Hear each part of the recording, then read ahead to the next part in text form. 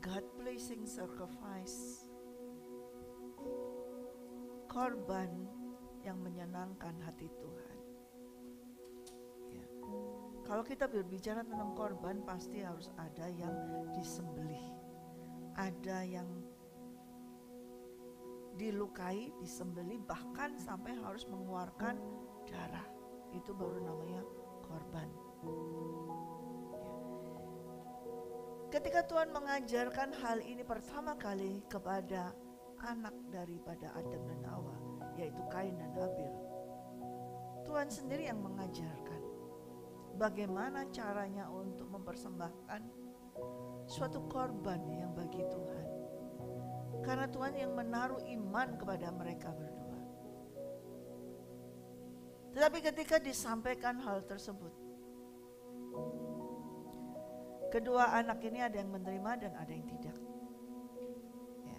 Menerima mungkin iya, melakukan iya, tetapi tidak semuanya dilakukan. Atas segala perintah yang disampaikan kepada mereka berdua dari Tuhan, tidak semuanya dilaksanakan. Kain tidak melaksanakan seluruhnya. Habil melaksanakan seluruh perintah Tuhan. Yaitu suatu pengajaran tentang bagaimana memberikan suatu pengorbanan yang harum di hadapan Tuhan. Pelajaran yang baru pertama kali, karena baru Kain dan Habil saat itu yang menjadi anak daripada Adam dan Hawa, di mana mereka sudah jatuh dalam dosa. Mereka akibat daripada orang tuanya yang jatuh dalam dosa, maka mereka terhisap dengan dosa. Tentunya kehidupan mereka, sekalipun mereka melakukan perbuatan yang baik, mereka bekerja dengan baik, tetap ada hisapan dosa di dalam tubuh mereka. Karena itu perlunya korban, perlunya suatu ibadah yang membawa korban kepada Tuhan. Mereka berdua diajar untuk beribadah kepada Tuhan. Beribadah yang benar adalah dengan membawa korban bakaran kepada Tuhan. Di dalam suatu korban bakaran yang diminta oleh Tuhan untuk Kain dan Habil lakukan, itu adalah untuk supaya terjalinnya kembali hubungan Tuhan dengan manusia. Yang mana hubungan mereka semua itu manusia dengan Tuhan itu terpisah akibat dosa. Dosalah yang memisahkan hubungan manusia dengan Tuhan. Sehingga ketika Tuhan mengajarkan kepada kedua anak ini supaya terjalin kembali hubungan manusia dengan Allah Bapa, yaitu dengan cara mempersembahkan korban yang benar. Disitulah ada suatu terjalin hubungan. Ketika mereka diajar, mereka masih tidak ada yang mengajar saat itu. Langsung mereka mendapatkan suatu faith, iman dalam hati mereka. Habil langsung dia melaksanakan sepenuhnya, yaitu suatu korban yang harus disembelih, suatu korban yang harus mengeluarkan darah untuk dia persembahkan kepada Tuhan. Itulah yang menyenangkan dia. Tetapi Kain tidak. Dia tidak memperhatikan hal detail seperti Habil. Dia hanya melihatnya di depannya aja. Yang penting ada suatu persembahan. Ya. Akhirnya saudara sudah sering dengar Tuhan tidak mengindahkan. Maka ketika Tuhan tidak mengindahkan, sebelum saya masuk ke bagian lain, saya kemarin berjanji untuk melanjutkan ini. Apa maksudnya di dalam Kejadian 4? Kita buka selintas dulu Kejadian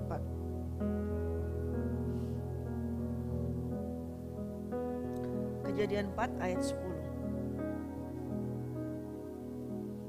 Firman-Nya, apakah yang telah kau perbuat ini?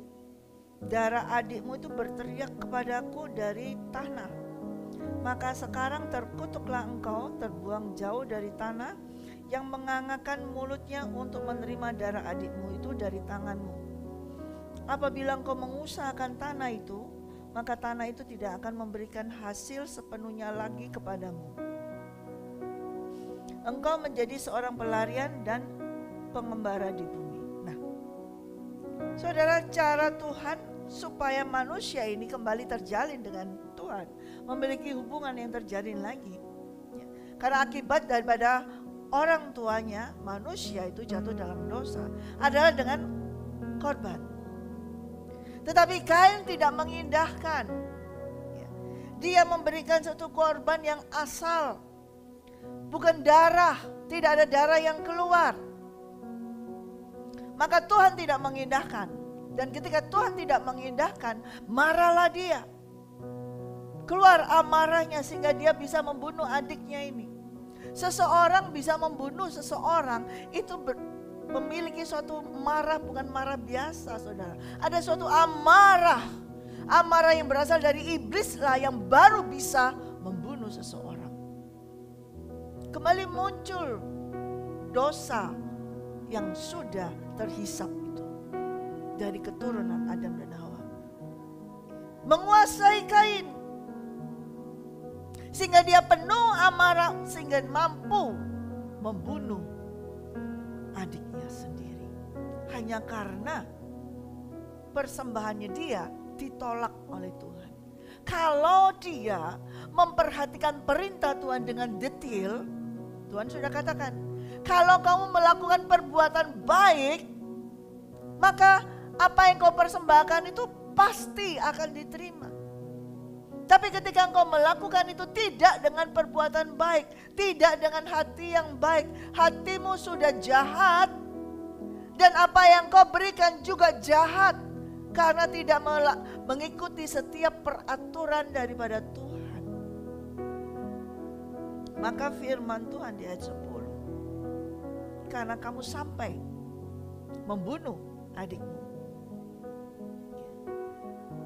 darah adikmu itu berteriak kepadaku dari tanah. Tadi Habel mempersembahkan korban, mengeluarkan darah dari korban itu, dan kalau di mesbah batu-batu seperti itu, darah itu bisa langsung turun ke tanah. Dan Habel pun dibunuh oleh Kain, dan darahnya Habel juga jatuh ke tanah. Tapi darah korban yang dikorbankan Habel tidak berseru kepada Tuhan. Tapi darah Habel yang dipukul, dibunuh oleh Kain itu bisa berseru kepada Tuhan, bisa berbicara kepada Tuhan. Karena itulah darah itu ada suatu nyawa, ada suatu DNA-nya. Makanya bisa berteriak. Darah binatang tidak. Pada saat itu memang harus cara penyelesaian dari dosa adalah harus dengan korban bakaran.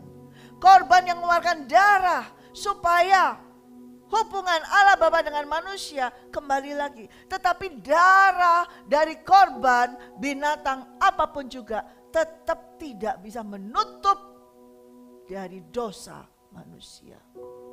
Tapi itu harus dilaksanakan. Sampai pada waktu tertentu yang sudah ditetapkan oleh Tuhan Allah Bapa, yaitu ketika darah yang sesungguhnya, darah anaknya satu-satunya yang sulung. Kalau Habel mengorbankan anak dombanya yang sulung, tetapi pada waktu nanti yang sudah ditetapkan oleh Tuhan Allah Bapa itu sendiri, Bapa itu sendiri mengorbankan anaknya yang sulung. Itu harus sejajar sama. Tetapi sekalipun demikian, menunggu waktunya Tuhan untuk anak yang sulung dikorbankan sampai darahnya tercurah, sampai masuk ke dalam tanah, harus darahnya anaknya itu masuk dalam tanah. Tapi menunggu kurun waktu tersebut, tetap harus ada korban bakaran. Itu diajarkan oleh Tuhan Allah Bapa, yang menjadi terus menerus nantinya dari Habel sampai Abraham, sampai Musa, sampai bangsa Israel, itu menjadi ketentuan harus ada korban bakaran untuk penebusan dosa. Itu harus ada sampai waktu yang ditentukan, yaitu anaknya sendiri mati di kayu salib. Kembali ke pasal 4 ayat 10. Maka sekarang ayat 11 maksud saya, Tuhan berbicara kepada Kain. Karena Kain pertama tidak melakukan perintah Tuhan dengan memberikan korban bakaran. Bukan korban sajian, tapi korban bakaran. Tapi Kain tidak memberikan. Kedua, sudah tidak memberikan korban bakaran, dia marah dan membunuh adiknya. Ayat 11. Maka sekarang terkutuklah engkau, terbuang jauh dari tanah yang mengangahkan mulutnya untuk menerima darah adikmu dari tanganmu. Coba kita lihat di dalam pasal 3 ayat 22. Pasal 3 ayat 17. Lalu firman-Nya kepada manusia itu, karena engkau mendengarkan perkataan istrimu dan memakan dari buah pohon yang telah kuperintahkan kepadamu, jangan makan daripadanya, maka terkutuklah tanah karena engkau. Dengan bersusah payah engkau akan mencari rezekimu dari tanah seumur hidupmu. Semak duri dan rumput duri yang akan dihasilkannya bagimu, dan tumbuh-tumbuhan di padang akan menjadi makananmu. Dengan berpeluh engkau akan mencari makananmu, sampai engkau kembali lagi menjadi tanah, karena dari situlah engkau diambil, sebab engkau debu dan engkau akan kembali menjadi debu. Ya, di sini Tuhan berkata kepada manusia pertama, yaitu Adam, yaitu ayah daripada Kain. Ya. Terkutuklah tanah. Ya. Karena engkau mendengarkan perkataan istrimu dan memakan buah yang telah kuperintahkan, maka sekarang terkutuklah tanah karena engkau.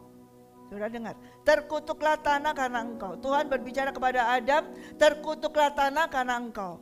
Tetapi Tuhan berbicara kepada Kain, pasal 4 ayat 11. Maka sekarang terkutuklah engkau karena tanah. Bisa ngerti saudara? Adam dikutuk, bukan Adam yang dikutuk. Yang dikutuk adalah tanahnya. Tetapi tanah tersebut masih bisa menghasilkan kalau Adam mengusahakannya dengan bersusah payah, masih mengeluarkan hasil. Tetapi untuk Kain, yang dikutuk adalah Kain. Terkutuklah engkau dari tanah. Jadi kalau kamu mau ngerjakan apa saja, mau di tanah, mau di mana, tanah itu tidak akan bisa menghasilkan apa-apa dari kamu. Yang dikutuk bukan tanahnya, tapi Kainnya. Ketika Adam tidak dikutuk, yang dikutuk adalah tanahnya. Tetapi khusus untuk Kain, Tuhan berkata, terkutuklah engkau, terbuanglah jauh dari tanah. Apabila engkau mengusahakan tanah itu, maka tanah itu tidak akan memberikan hasil sepenuhnya lagi kepadamu. Kenapa? Karena waktu Tuhan mengutuk tanah itu dari Adam, Kain masih bisa menghasilkan. Tanah itu masih menghasilkan yang penuh sepenuhnya. Selama Kain mengerjakan, tanah itu masih bisa menghasilkan. Tetapi sepenuh yang dia terima itu tidak dia berikan kepada Tuhan dengan sepenuhnya. Bahkan dia tidak mengikuti perintah Tuhan. Dosa yang dilakukan Kain lebih besar daripada Adam. Makanya Kain berkata, ini terlalu berat bagiku. Memang karena dia melakukan dosa yang besar di mata Tuhan. Bukan saja membangkang tidak menurut perintahnya Tuhan untuk memberikan persembahan. Tetapi dia sudah melakukan suatu tindakan iblis, yaitu membunuh. Yang mana darahnya itu sampai masuk ke tanah. Nah, itu suatu tindakan yang kriminal, yang besar di hadapan Tuhan. Dan Tuhan mengusir Kain. Terkutuk. Dari sejak awal dari kejadian, sudah ada kutuk kepada manusia. Sejak itu Kain terbuang. Ya. Dan dia berkata, wah kalau begitu setiap orang pasti akan membunuh aku. Tidak. Karena Tuhan mau orang ini tetap terkutuk dari keturunannya dia sampai keturunan semuanya menjadi keturunan yang terkutuk. Jadi dia akan dibiarkan hidup, tapi dengan hidup dari kutuk. Ini karena dia membangkang, menolak perintah Tuhan. Dan persembahannya, korbannya sudah tidak mengindahkan Tuhan. Saudara lihat, suatu korban bakaran yang tidak menyenangkan Tuhan, akibatnya adalah kutuk. Akibatnya adalah kutuk. Dan kutuk itu semuanya, sekalipun dia tetap hidup, dia tetap punya anak, menikah, punya anak semuanya, tapi keturunannya dia tetap berada dalam kutuk itu selama-lamanya. Tuhan katakan tidak, aku tidak akan membiarkan orang membunuh engkau. Karena supaya kutuk itu tetap hidup terus di situ. Karena kutuk itu harus hidup supaya ada berkat. Kalau kita lihat di dalam Kejadian 4. Kata Kain kepada Tuhan 13, hukumanku itu lebih besar daripada yang dapat kutanggung. Engkau menghalau aku sekarang dari tanah ini, dan aku akan tersembunyi dari hadapanmu. Jadi dia sudah tidak bisa berhubungan dengan Tuhan. Ya. Bukan saja Kain dihalau dari tanah itu, tapi Kain dihalau dari hadapan Tuhan, dari hadirat Tuhan. Dia mau menyembah kayak gimana pun, tidak akan bisa berhubungan dengan Tuhan, tidak akan bisa bertemu dengan Tuhan. Dihalau karena dia melakukan tindakan kriminal, menolak perintah Tuhan, tidak melakukan perintah Tuhan, melakukan dengan hati yang asal, dan dia membunuh. Jadi dia menjadi orang pelarian dan pengembara di bumi. Dan Tuhan katakan, barang siapa yang bertemu dengan dia tidak akan membunuh kamu, dikasih tanda. Lalu dia sudah mikir, kalau sekarang aku seperti ini, aku menerima kutuk ini, pasti orang yang melihat aku akan membunuh aku. Tuhan katakan tidak. Barang siapa membunuh Kain akan dibalaskan kepadanya 7 kali lipat. Aneh ya. Kain adalah orang yang terkutuk. Orang pertama yang terkutuk dari Tuhan selama-lamanya. Tetapi Tuhan tidak mengizinkan orang membunuh orang yang terkutuk dari dia. Kalau ada orang yang membunuh orang terkutuk ini, Kain ini, orang itu akan menerima kutukan 7 kali lipat. Itu janji Tuhan. Karena Tuhan sudah tetapkan, tetap harus tidak. Oleh karena itu saudara, kita belajar dari seorang Kain hari ini. Hati-hati dengan korban bakaranmu. Hati-hati dengan sikap hatimu. Jangan main-main dengan Tuhan. Kemudian Tuhan menaruh tanda pada Kain supaya ia jangan dibunuh oleh barang siapapun yang bertemu dengan dia. Lalu Kain pergi dari hadapan Tuhan dan dia menetap di tanah Nod sebelah timur Eden. Tuhan kasih tanda, tandanya ini unspesifik ya, tidak tahu. Tetapi yang jelas tandanya adalah orang mungkin kalau lihat dia itu sudah lari dulu. Sudah gak mau ketemu dia, gak mau berhubungan dengan dia, itu mungkin tandanya. Sehingga orang gak mau berbicara, gak mau berurusan, daripada sakit hati, daripada marah, bunuh. Enggak, pokoknya ada tanda gimana sehingga orang itu tidak mau berurusan dengan Kain. Tetapi Tuhan masih kasih kesempatan dia memiliki istri dan memiliki anak. Istrinya dari mana? Istrinya dari keturunan daripada Adam dan Hawa itu sendiri. Jadi saudara-saudara dia. Saudara, di dalam Alkitab ini seringkali nama yang perempuan ini jarang ditulis. Ya. Yang tertulis anak keturunan di sini ada yang laki. Nah, Adam dan Hawa ditulis adalah Kain dan Habil, anak yang laki. Tapi Adam dan Hawa pada saat itu memiliki anak perempuan juga. Ya. Tetapi tidak tertulis namanya. Nah, anak-anak perempuan itulah, dari beberapa keturunan daripada anak-anak perempuan itulah, itu yang menjadi istri daripada Kain. Sehingga kemudian Kain memiliki keturunan terus. Ada yang namanya Henok, tapi di sini bukan Henok yang bergaul dengan Tuhan, berbeda ya. Sampai kemudian ada juga yang keturunan sampai ada namanya Lamek, semuanya ada mereka semua keturunan itu, tapi mereka sudah masuk dalam garis kutuk. Kenapa saya katakan demikian? Kita loncat, kita lihat di ayat yang ke-23. Ada seorang yang bernama Lamek, itu adalah keturunan daripada Kain. Sombongnya amit-amit melebihi daripada Kain. Ya, sudah punya istri 2, kemudian dia berkata, aku barusan bunuh orang, ya, gara-gara dia mukul aku sampai bengkak, aku bunuh dia. Lalu dia dengan sudah melakukan itu dia masih sombong. Nah, siapa yang berani bunuh aku, yang bunuh aku akan mendapatkan lebih lagi, lebih besar lagi. Ya. Sampai berapa? Kalau Kain mendapatkan 7 kali lipat, maka Lamek 70 kali lipat. Ini orang sudah berbuat dosa, berbuat salah, tapi sombong. Ini Allah tunjukkannya. Kalau dia hidup dalam kutuk seperti ini. Keturunannya semuanya seperti ini. Tetapi pada saat itu Tuhan sudah tetapkan kutuk kepada keturunan Adam yang bernama Kain. Tapi Tuhan tidak tinggal diam. That's our Lord. Itu adalah Tuhan yang maha besar. Lihat ayat yang ke-25. Adam bersetubuh pula dengan istrinya. Lalu perempuan itu melahirkan seorang anak laki-laki dan menamainya Set. Sebab katanya, Allah telah mengaruniakan kepadaku anak yang lain sebagai ganti Habel. Sebab Kain telah membunuhnya. Lahirlah seorang anak laki-laki bagi Set juga. Jadi Adam dan Hawa memiliki anak yang bernama Set laki-laki. Dari Set ini ada juga dia memiliki anak yang dinamainya siapa? Enos. Sejak Set memiliki anak Enos, sejak saat itulah orang mulai beribadah kepada Tuhan. Orang mulai memanggil nama Tuhan. Ada turun blessing.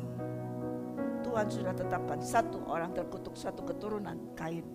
Tapi dia tetapkan satu keturunan yang diberkati Set dan seterusnya. Anak dari Adam. Ini menunjukkan keadilan. Keabsolutan raja ini luar biasa kepada Tuhan. Dan ketika manusia jatuh dalam dosa pertama akibat makan dari buah pengetahuan baik dan jahat. Ini akibatnya satu keturunan jahat dan ada satu keturunan yang baik. Dan dari Enos inilah orang mulai beribadah. Dari Enos inilah orang mulai kembali lagi mempersembahkan korban. Dari Enos ini mulai lagi keturunannya, mulai lagi bergaul, berhubungan dengan Tuhan. Terjalin lagi. Mereka mulai lagi mengadakan ibadah melalui doa, pujian, dan ucapan syukur. Dari mana? Dari Tuhan itu sendiri yang menjelaskan kepada keturunan yang menerima blessing ini, berkat ini. Oke? Lihat Tuhan luar biasa kan, kita melihat dari sejarah yang tertulis ini, kejadian ini terjadi sungguhan saudara ya. Bukan hanya tulisan cerita dongeng, tapi ini terjadi sungguh. Jadi sebelum di kitab Ulangan yang ada kutuk dan berkat, di Kejadian sudah ada kutuk dan berkat. Ya, karena dari awal Tuhan sudah tetapkan, ketika manusia jatuh dalam dosa, itu seharusnya sudah terpisah, terkutuk dari Tuhan. Tapi dia gak bisa terpisah dari ciptaannya. Dia terus berusaha bagaimana supaya kembali lagi, terjalin lagi hubungan dengan yang diciptakannya. Karena yang diciptakannya ini adalah yang dikasihi, dicintai. Karena itu dia berusaha gimana caranya supaya kembali manusia ini apa? Berdoa, memuji, mengucap syukur kembali. Ketika Kain membunuh Habel, Adam dan Hawa tidak bisa berhubungan dengan Tuhan. Ya. Hawa sedih karena anaknya dibunuh. Makanya ketika dia melahirkan seorang anak laki-laki lagi, dia tetap melahirkan banyak anak, tapi masih perempuan, anak laki-laki. Nah ini, di situ dia langsung berkata, Allah telah mengaruniakan anak kepadaku. Nah Hawa bisa menyebut nama Allah dengan nama Set ini. Kemudian Set ini juga meneruskannya juga kepada anaknya yang bernama Enos. Ya. Nama Set itu artinya Tuhan telah mengaruniakannya kepadaku seorang anak. Nama Enos artinya aku manusia yang fana, umat manusia, tapi bukan manusia yang berdosa, manusia yang fana. Dan dari situ sejak saat itu manusia mulai memanggil nama Tuhan lewat doa, lewat pujian, penyembahan, korban bakaran lagi. Mereka mengadakan korban bakaran lagi. Amin. Ya, kita bersyukur.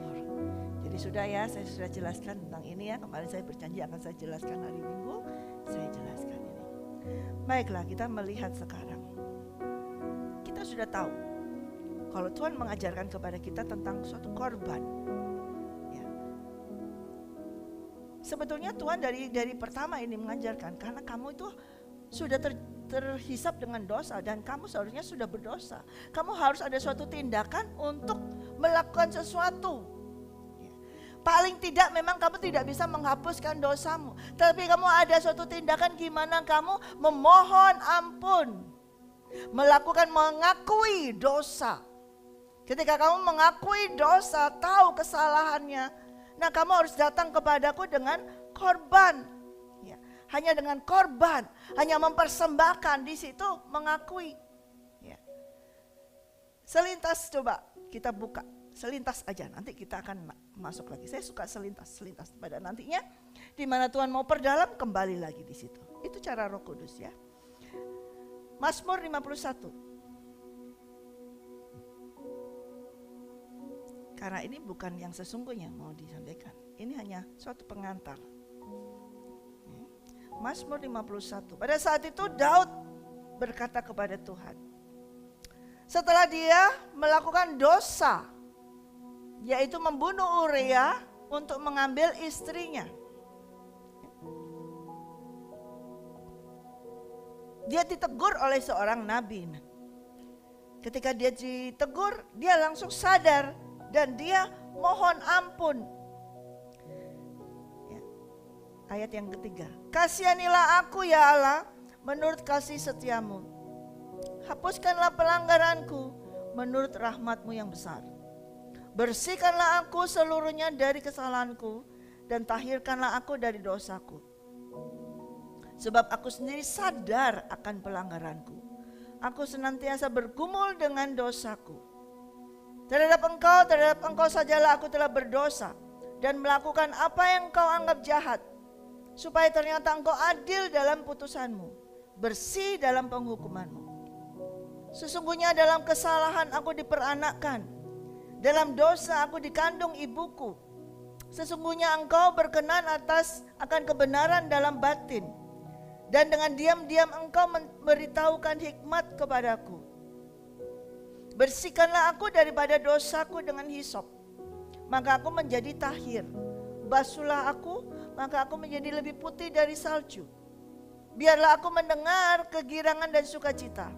Biarlah tulang yang kau remukkan bersorak-sorak kembali. Sembunyikanlah wajahmu terhadap dosaku. Hapuskanlah segala kesalahanku. Jadikanlah hatiku tahir ya Allah. Dan perbauilah batinku dengan roh yang teguh. Janganlah membuang aku dari hadapanmu. Dan janganlah mengambil rohmu yang kudus daripadaku. Bangkitkanlah kembali kepadaku kegirangan karena selamat daripadamu. Dan lengkapilah aku dengan roh yang rela. Maka aku akan mengajarkan jalanmu pada orang-orang yang melakukan pelanggaran. Supaya orang-orang berdosa berbalik kepadamu. Lepaskanlah aku dari hutang darah ya Allah. Allah keselamatanku. Maka lidahku akan bersorak-sorai memberitakan keadilanmu. Ya Tuhan, bukalah bibirku supaya mulutku memberitakan puji-pujian kepadamu. Sebab engkau tidak berkenan kepada korban sembelihan. Sekiranya ku persembahkan korban bakaran, engkau tidak menyukainya. Korban sembelihan kepada Allah adalah jiwa yang hancur dan hati yang patah dan remuk tidak akan kau pandang hina ya Allah. Lakukanlah kebaikan kepada Sion menurut kerelaan hatimu. Bangunkanlah tembok-tembok Yerusalem. Maka engkau akan berkenan kepada korban yang benar, korban bakaran dan korban yang terbakar seluruhnya. Maka orang akan mengorbankan lembu jantan di atas mezbamu.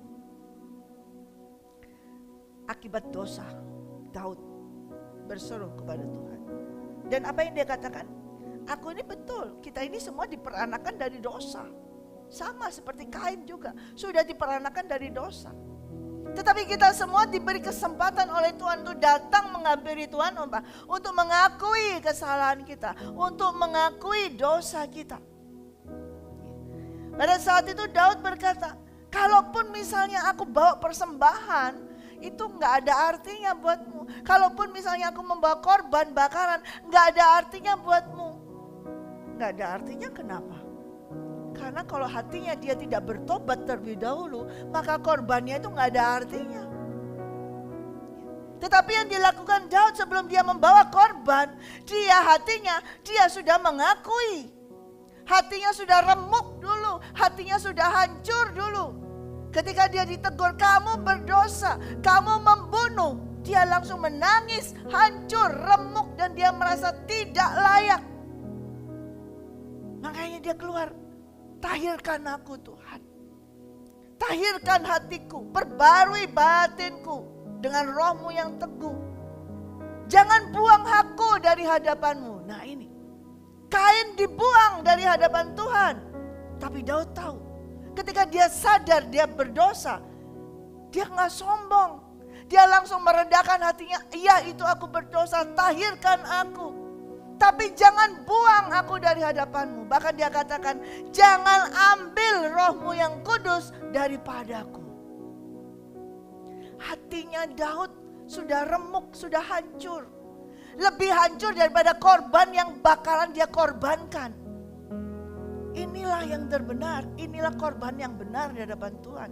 Daud berkata, korban sembelihan kepada Allah yang benar adalah jiwa yang hancur, hati yang patah dan remuk.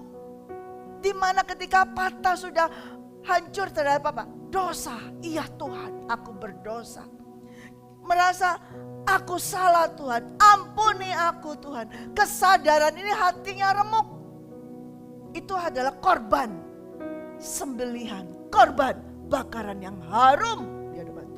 Yaitu apa? Pengakuan dosa. Mengakui aku berdosa, aku bersalah, aku kotor, tahirkan aku, itu korban. Korban yang di sini dulu. Maka ketika dia mengorbankan lembu itu menjadi harum di hadapan Tuhan. Nah, hati yang seperti ini tidak ada di Kain. Hati yang seperti ini ada di Daud. Daud tahu, aku mau korban kayak apapun, bawa 10 lembu, bawa berapa domba, kalau aku tidak bertobat, percuma. Tidak akan dipandang oleh Tuhan. Tapi ketika dia tidak membawa korban apa-apa, dia mengujurkan dirinya, dia berkata, aku berdosa, tahirkan aku. Dengan remuk hati, dengan terbakar kayaknya, hancur, kotor, tahirkan aku Tuhan. Rendah dia. Di situ dia tahu ini korban yang disukai oleh Tuhan. Merendahkan diri, memohon ampun, mengakui kesalahan, itu adalah korban yang sangat disukai oleh Tuhan. Amin. Nah, sekarang kita baru masuk. Mari kita buka dalam Lukas 7.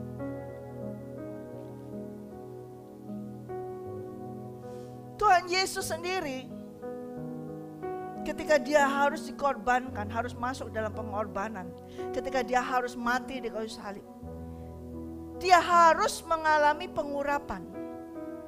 Untuk bisa mengorbankan, dia harus mengalami pengurapan. Dan Tuhan Yesus diurapi 2 kali sebelum dia mati di kayu salib. Ini yang pertama, dia diurapi oleh perempuan yang berdosa.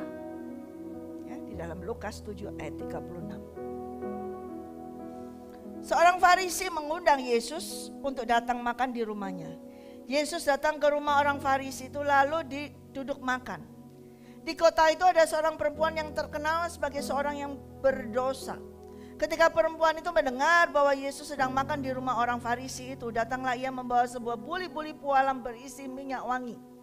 Sambil menangis ia berdiri di belakang Yesus dekat kakinya. Lalu membasahi kakinya itu dengan air matanya dan menyekanya dengan rambutnya. Kemudian dia menciumi kakinya dan meminyakinya dengan minyak wangi. Ketika orang Farisi yang mengundang Yesus melihat hal itu, ia berkata dalam hatinya, Jika ia ini nabi, ia tentu tahu siapakah dan apakah perempuan ini yang menjamah dia. Tentu ia tahu bahwa perempuan ini adalah orang berdosa. Lalu kata Yesus kepada mereka, Simon, ada yang hendak kukatakan kepadamu. Saud Simon, katakanlah guru. Ada 2 orang yang berhutang kepada seorang pelepas uang. Yang seorang berhutang 500 dinar, yang lain 50. Karena mereka tidak sanggup membayar, maka ia menghapuskan hutang kedua orang itu. Siapakah di antara mereka yang terlebih mengasihi dia? Jawab Simon, aku kira dia yang paling banyak dihapuskan hutangnya. Kata Yesus kepadanya, betul pendapatmu itu.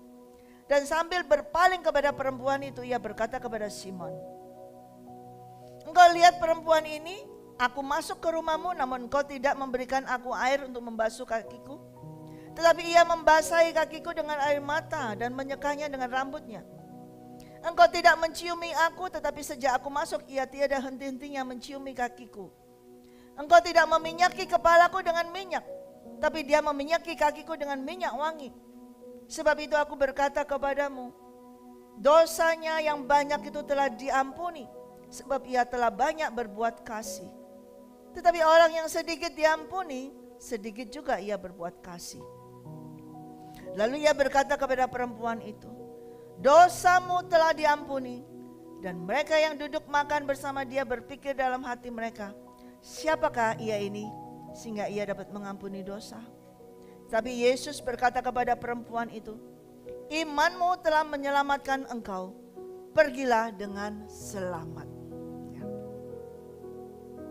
Pertama kali Tuhan Yesus diurapi oleh seorang perempuan yang berdosa. Dia membutuhkan pengurapan untuk dia sendiri mengorbankan nyawanya. Di situ seorang perempuan terkenal seorang perempuan yang berdosa. Ketika Tuhan diundang oleh seorang bernama Simon, orang Farisi, diundang makan. Pada zaman itu ketika orang mengundang itu terbuka pintunya terbuka, siapa aja boleh masuk. Apalagi di situ terdengar Yesus akan mengajarkan sesuatu. Jadi tentang untuk pengajaran firman itu terbuka sekali, siapa saja boleh masuk. Dengan tiba-tiba ada seorang masuk, seorang perempuan. Dan yang mana perempuan ini memang tidak tertulis namanya. Tapi semua orang tahu dia. Termasuk Simon ini juga tahu dia. Mereka tahu perempuan ini adalah seorang pelacur. Kemudian datang saja perempuan itu. Dan dia menangis di bawah kaki Yesus. Dia menangis di bawah kaki Yesus. Dengan air matanya itu dia membersihkan kaki Yesus. Saudara bayangin, gak tahu seberapa banyak tuh air mata bisa membersihkan kaki. 1 cedok itu aja berapa? Apakah air mata tuh bisa seperti itu? Tapi perempuan ini menangis terus menerus sejak awal. Tidak ada kata-kata yang keluar dari perempuan ini, tidak berkata, guru ampuni aku. Atau berkata seperti Yesus, Tuhan peti Daud, Tuhan tahirkan hatiku, bersihkan aku. Enggak. Daud bisa berkata demikian, tapi perempuan ini tidak bisa berkata-kata. Cuman air matanya terus keluar. Sehingga dengan air mata itu dia melihat kaki Yesus kotor, dia basuh, dia bersihkan. Siapa yang pernah nangis sampai sebanyak itu airnya? Berarti perempuan ini dosanya banyak sekali. Karena dia nangis terus. Sampai air matanya itu membasuh kaki Yesus. Dan dilap dengan rambutnya. Waktu dia menangis di kaki Yesus, dia tahu siapa Yesus, ya kan?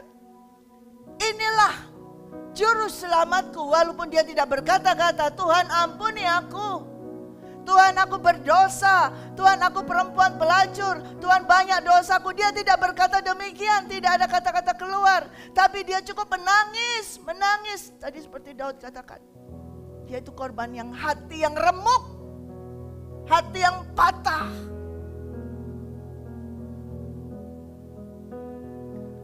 Kau tidak akan menangis kalau hatimu gak remuk. Kau tidak akan bisa mengeluarkan air mata kalau hatimu gak patah. Hanya hati yang remuk, yang patah, itu adalah korban yang menyukakan Tuhan. Perempuan ini nangis terus dengan remuk. Dan dia bukan hanya dengan air mata, dia punya minyak mahal. Dia punya minyak wangi mahal. Minyak wangi itu dituangkan. Di atas kepala Yesus dituangkan semuanya. Dibasuh dan dioleskan semuanya. Dikatakan Yesus, engkau tidak meminyaki kepalaku dengan minyak, tapi ia meminyaki kakiku dengan minyak wangi. Tuh saudara, mahal juga minyak wangi itu. Yang dilakukan perempuan ini gak banyak omong. Dia tidak bisa mengundang Yesus datang ke rumahnya untuk menjamu dia, ampuni aku Tuhan. Tidak ada korban lagi yang dia bisa berikan. Dia tidak memiliki lembu, dia tidak memiliki anak sulung kambing domba, dia tidak memiliki apa-apa. Dia cuma punya air mata dan dia cuma punya minyak wangi. Tapi itu dia tuangkan semuanya dan dia bakar dengan hati yang remuk. Dia berikan itu dengan hati yang hancur. Dan Yesus katakan kepada Simon, yang mereka semua orang di situ mulai bergumam, gak tahukah dia ini perempuan ini? Kak, Tuhan Yesus kalau memang betul nabi, harusnya tahu siapa perempuan ini. Ini kan pelacur terkenal seperti ini. Mereka bisa tahu kalau itu pelacur terkenal, kalau enggak mereka pernah berhubungan dengan pelacur tersebut, ya kan? So pasti Yesus tahu, tapi mereka tahu dari mana? Kalau mereka tidak pernah bergaul dengan perempuan itu, enggak akan pernah tahu. Ya, karena mereka semua di sana perempuan pakai kudung seperti itu. Tapi kalau mereka pernah tahu, pasti. Makanya mereka semua bergumam, tidak berani ngomong sama Yesus. Mereka cuma mikir, berbicara di sini, nggak berani, takut. Tapi Yesus katakan, ya, kalau orang tuh punya hutang banyak, satu ada dua orang punya hutang. Ya, satunya 50, satunya berapa? Ya, lalu dihapuskan semuanya. Kira-kira yang paling dikasih yang mana? Yang hutangnya paling banyak. Karena sama-sama dihapus, tapi yang paling banyak tuh yang paling dikasihi. Makanya Tuhan berkata, perempuan ini dari waktu aku datang sejak awal, dia itu membersihkan kakiku nggak pakai air matanya. Kamu tidak membasuh kakiku dengan air. Kamu tidak menyediakan air untuk membasuh kakiku. Tapi perempuan ini membasuh kakiku dengan air matanya. Kamu tidak memberi minyak wangi untuk kepalaku, tapi perempuan ini menuangi minyak untuk kakiku. Apa yang dilakukan perempuan yang dikatakan berdosa ini jauh lebih banyak daripada Simon ini kan, yang mengundang Yesus makan, betul? Tapi mereka ini tidak tahu tentang hal tersebut. Mereka pikir Simon, aku sudah korban nih. Banyak hidangan sudah kukorbankan, ini berapa harganya mahal, ini pestanya seperti ini, ngundang seorang guru. Perempuan ini apa? Siapa perempuan ini? Ini kan pelacur itu, si itu kan yang di rumah itu kan, yang itu kan. Mereka semua tahu seperti itu. Nah, dia cuma nangis itu. Ngapain juga? Cuman bawa minyak wangi segini wangi. Kini korban apa dia, dosanya seperti itu, gak pantas. Kita sudah gini, kita rusak nih rumah kita gara-gara dia. Mungkin mereka berpikir demikian. Siapa yang panggil dia ya? Siapa yang ngundang dia? Nah, mulai berpikir di antara mereka semua. Dan Tuhan tahu apa yang ada dalam pikiran mereka. Dan Tuhan bukakan itu.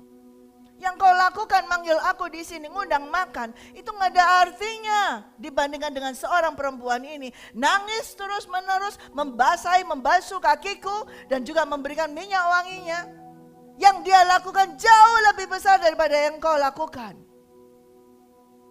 Oleh karena itu Tuhan berkata kepada perempuan itu, dosanya yang banyak telah diampuni, sebab ia telah banyak berbuat kasih.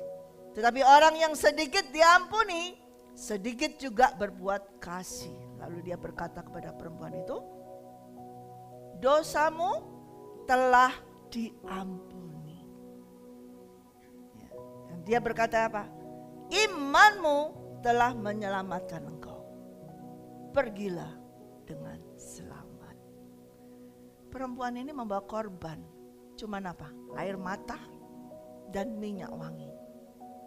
Tapi ada plusnya.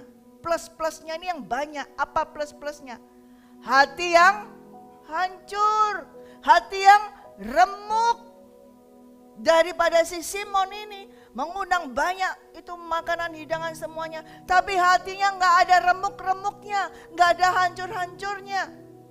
Dia korbankan itu mungkin makanan dari binatang, domba, sembelih semuanya, tapi hatinya tidak dia sembelih, hatinya tidak dia korbankan. Masih ada kesombongan ketika dia mulai menuding. Gak tahu ini perempuan ini berdosa. Orang berdosa nuding ke orang berdosa. Orang yang pernah dengan perempuan ini malah nuding perempuan ini. Nah, seperti itu. Lalu siapa yang paling besar dosanya? Yang melakukan semuanya, yang menuding. Nah, itu kan. Kalau kamu sedikit melakukan kasih, sedikit diampuni juga. Tapi yang dosanya banyak itu, dia melakukan kasih yang banyak, dosanya diampuni. Ada korban. Perempuan ini memberikan korban. Makanya Daud berkata, korban bakaran besar-besaran gak ada artinya di hadapanmu. Tapi korban apa? Hati yang remuk, hati yang patah, tidak kau pandang hina. Perempuan ini gak punya apa-apa, dia sudah merasa hina, berdosa. Mungkin merasa jijik dengan dirinya sendiri. Dia mencoba untuk merangkak, untuk masuk ke situ, menjamah Yesus dengan hati yang remuk, dengan hati yang patah. Tapi Tuhan Yesus, Raja di atas segala raja, memandang hina kah? Tidak. Malah justru memuji dia di hadapan semua orang yang mengundang dia. Malah mengatakan dosanya dia malah justru lebih banyak. Itulah yang diampuni karena apa? Dia banyak berbuat kasih. Kamu mengundang aku ke sini tidak melakukan kasih. Ketika kamu mengundang aku datang ke sini tidak atas dasar kasihmu kepadaku. Tapi perempuan yang tidak diundang ini, dia melakukan perbuatan itu atas dasar kasihnya dia kepadaku. Dia mengorbankan hati yang remuk. Nah, inilah God pleasing sacrifice. Ketika kita memberikan suatu persembahan besar-besaran, tapi kalau hatimu tidak remuk, kalau hatimu tidak patah, kalau tidak ada pengampunan, pertobatan, tidak dipandang oleh Tuhan. Seperti Kain. Mengorbankan, tapi tidak dipandang oleh Tuhan. Tapi perempuan ini, gak ada apa-apanya. Cuma minyak wangi sama air mata. Mungkin saudara gak punya minyak wangi juga. Tapi saudara punya air mata kan? Tapi dari mana air mata? Tuhan toh. Nah, bisa keluar air mata kalau apa? Hati remuk, patah, hancur. Nah, kalau kita sudah mengakui kesalahan kita, itu remuk hati kita, maka keluar nangis air mata, betul kan? Cukup itu membasuh kaki Tuhan Yesus. Cukup itu mengurapi kaki Tuhan Yesus. Tandanya adalah kita menyerah. Tadi Daud berkata, beri aku roh yang rela.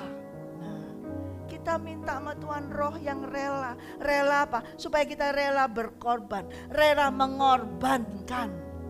Perempuan ini rela. Dia ketahuan aibnya. Perempuan ini rela dikata-katain oleh orang banyak. Perempuan ini rela ketahuan siapa dia. Perempuan ini rela dilihat orang banyak. Dikecam orang banyak. Perempuan ini rela. Kita minta roh yang rela untuk bisa mengorbankan. Karena itu nanti saya akan berdoa pada saudara yang mau perlu pengurapan dari Tuhan. Supaya kita menerima roh yang rela. Rela berkorban. Rela memberikan kasih kepada Tuhan. Gak rela aku Tuhan, gak rela aku Tuhan. Ini satu-satunya yang aku punya, gak rela aku Tuhan. Ya, berapa banyak kita merasa gak rela memberikan yang terbaik untuk Tuhan. Kita minta roh dari Tuhan, Roh Kudus, yaitu roh yang rela. Rela apa?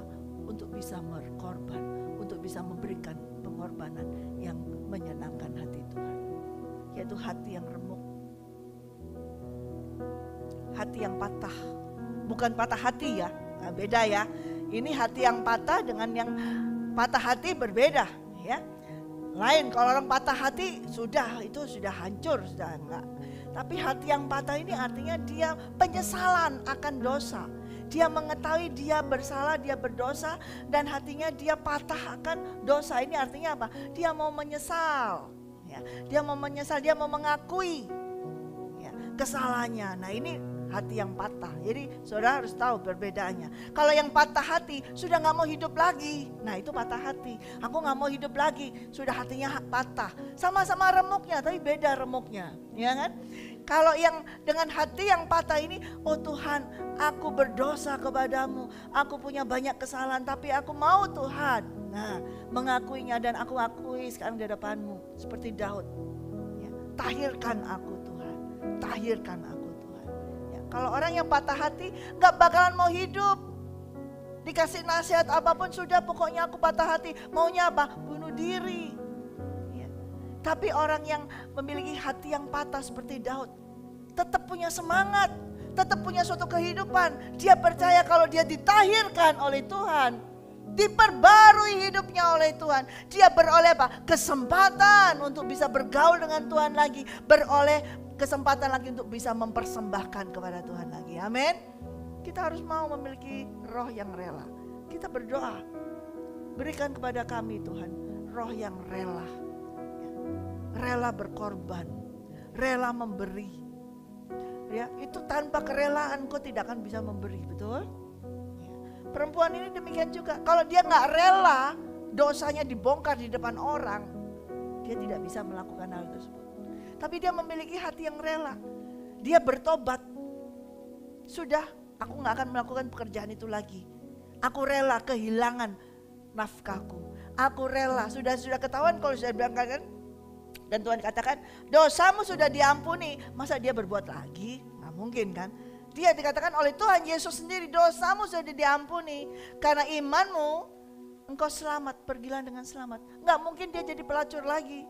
Berarti dengan tidak menjadi pelacur lagi, habislah mata pencariannya. Sudah nggak punya nafkah lagi. Tapi dia punya apa? Keselamatan dari Tuhan. Dia bisa tetap bekerja yang lain. Amin. Yang terpenting adalah dia memiliki hubungan dengan Tuhan itu. Daripada orang yang ngundang dia makan tapi tidak memiliki hubungan dengan Tuhan. Tapi perempuan ini karena dia beroleh kasih dari Tuhan. Dia melakukan kasih dan dia beroleh kasih dari Tuhan. Dikasihi sekalipun banyak dosanya. Karena dia sudah mengasihi Tuhan lebih dulu. Mengasihi Tuhan, mengasihi dia, diampuninya. Amin.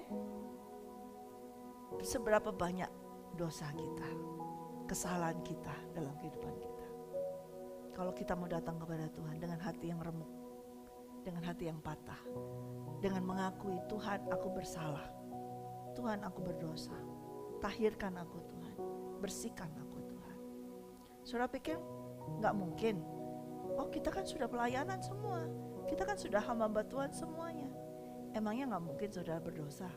Masih bisa, karena kita masih tinggal di tubuh yang fana ini, betul? Oleh karena itu kita harus tetap terus memiliki apa? Hati yang rela, hati yang mau bertobat, roh yang rela untuk tetap bertobat. Ketika dia mencurahkan Roh Kudusnya, Roh Kudus itulah yang mendorong kita, menginsafkan kita akan pertobatan terus. Mari kita mau, saudara, kita mau terus berdoa dengan hati yang remuk, dengan hati yang patah. Ya. Bukan patah semangat, tapi hati, Tuhan, aku gak bisa tanpa Engkau. Tuhan, aku tidak mampu melakukan segala ini tanpamu. Ya. Dengan kita rela mengakui kedahsyatan Tuhan. Dengan kita tahu bahwa tanpa Engkau Tuhan kita tidak akan bisa. Ya. Mau korban kayak apapun, kalau tanpa Tuhan kita tidak akan bisa. God pleasing sacrifice. Setiap hari kita harus memberikan korban yang menyenangkan Tuhan. Amin. Mari kita berdoa.